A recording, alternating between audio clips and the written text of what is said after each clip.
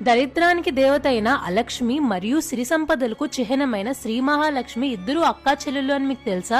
శ్రీ మహావిష్ణువు లక్ష్మీదేవిని పెళ్లి చేసుకున్న తర్వాత లక్ష్మీదేవి తన చెల్లె అయిన అలక్ష్మికి కూడా పెళ్లి చేయమని విష్ణువుని కోరింది. అప్పుడు శ్రీ మహావిష్ణువు అలక్ష్మిని ఉద్దాలక అనే ఋషికి ఇచ్చి పెళ్లి చేశారు. కానీ ఎక్కడైతే విష్ణు ప్రార్థనలు, వేద మంత్రాలు, సుఖ సంపదలు ఉంటాయో అక్కడ అలక్ష్మి ఉండలేదని ఉద్దాలక ఋషికి అర్థమైంది. దానితో చాలా దుఃఖించి వెంటనే మార్కండేయ మహర్షి దగ్గరికి వెళ్ళాడు.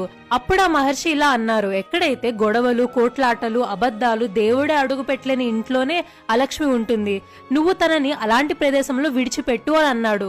అప్పుడు ఉద్దాలక ఋషి అలక్ష్మిని తీసుకెళ్లి రావి చెట్టు కింద వదిలేసి మళ్లీ తిరిగి రాలేదు. దానితో అలక్ష్మి బోరున ఏడ్చి శ్రీ మహావిష్ణువు దగ్గరకు వెళ్ళింది. అప్పుడు విష్ణువు, అలక్ష్మి, నువ్వు ఎక్కడైతే దేవుడు ప్రార్థనలు వినపడవో, ఎక్కడైతే చెడు వ్యసనాలు, జూదం మరియు ఇతర దరిద్రాలు నివసిస్తాయో అక్కడ నువ్వు ఉండు అంటాడు.